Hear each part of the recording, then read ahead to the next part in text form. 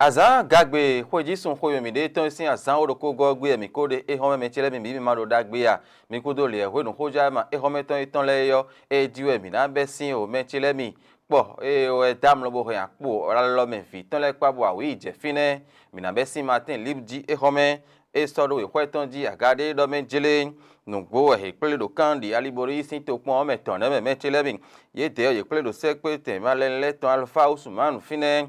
do albarika de me kple gbeta ide to no réveil collectif yo ye kple lobo ha ye hwe ye yoro ala ye sinsen malegun e do fenele do ye me bene vi bo do to gudo le ta me mo jen ye me do gan ho do to ho do sian lin le ta me e ha ye hwe mon koton do bo karo bi obi epo ndo me jile ye me do kandile ne me e ndo isi hupon we bo gbodo we me do taji onu no iriki amadugu o e kana yon desu rekia madugu e robio to gan po ndo menjele e pon vi hun e ve pon ba bo matin libre e sero no eton le candidat bo sodo we kweton jibo le no yo sin oye do ran eniyan pa seido zandio to hodo ami dene to hodo gbeta e ma rugbedo podo kwa chepa ko aro to mi to en fidiyan o fi kade ta wan ji o matin libre e do no mon koton do e ti me po ndo menjele e ti ndo ye me ma rugbedo podo kwa chepa ko ale yo o sunsun sin aye jiwe kade vlafua ji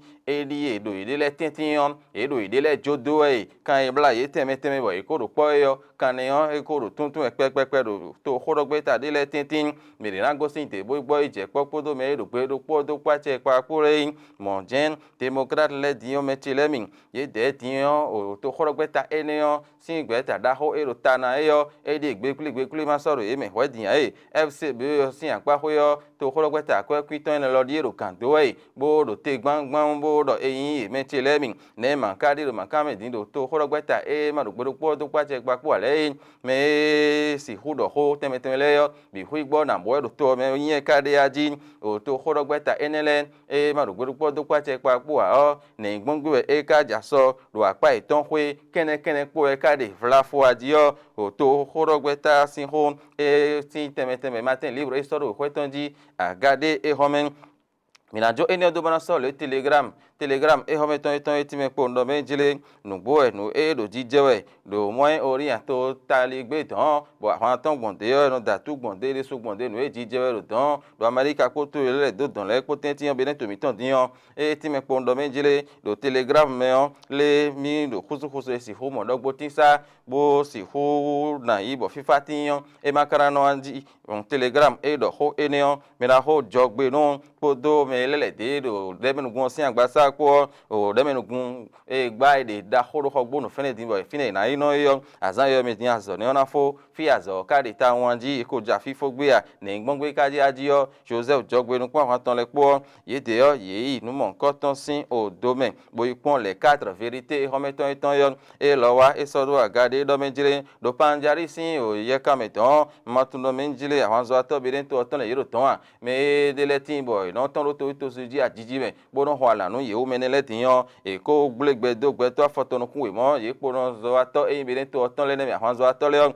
ye wa zo dagbe eniyan bo 4 vérité se bo so do we hwe ton ji o menchele mi 4 vérité do po ti me po ndo menjire nu gbo e so mi e to gan tan bo jawe do no kon dan yo me bi do we zunji me to do kule we ne de bo ti bo in ruin bo gbe ta eniyan itan din yo e na si ho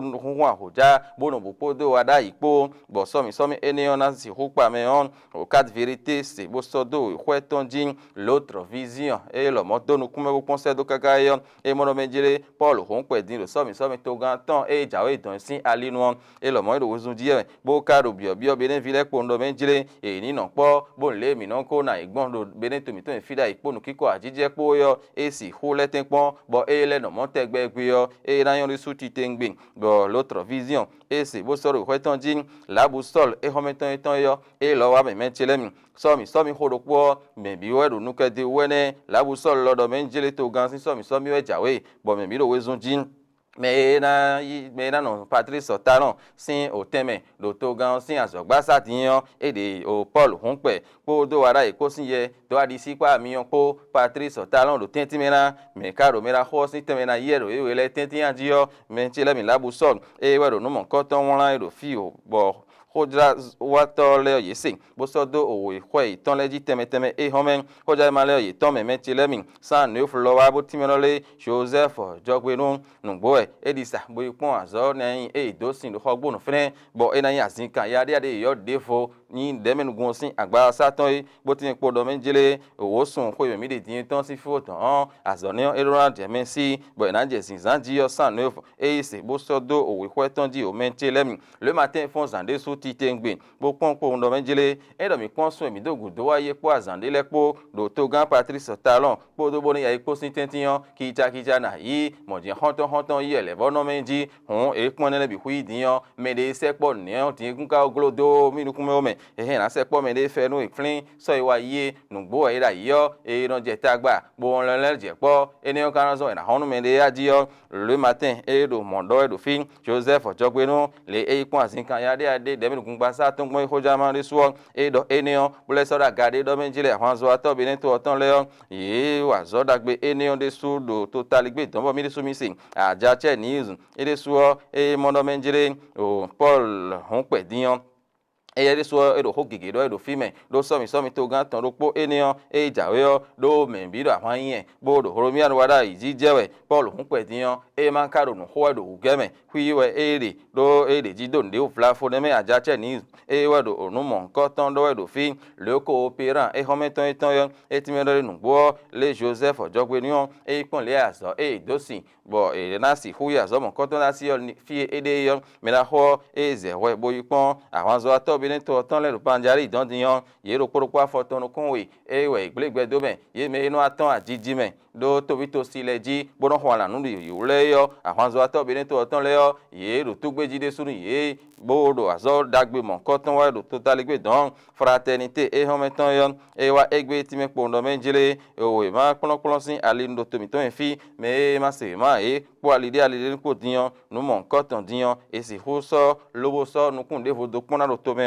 la yon de so ti tengbe de di hon to mi so mi to gan ton jairo nu konton yo fraternité de so do hodeo bo ti me pondo menjele kati de fo eyin bodo to me din me de je de yo me no je de meton gbe da so do to me do ali enionu la nouvelle tribune hometon eton yo lo wa etime pondo menjele obori ya ikodo democrate le ko to horopeta eni odiyan koi o dandan me yin bo ira no po aji onu kan bi ohuyo vovoton yo so do eji homera gade bodi mera ho etime pondo menjele koi alo oluyo yin bo dandan me opo je na no choto gbe na yan aji yo nu yin bo la nouvelle tribune hometon eton yo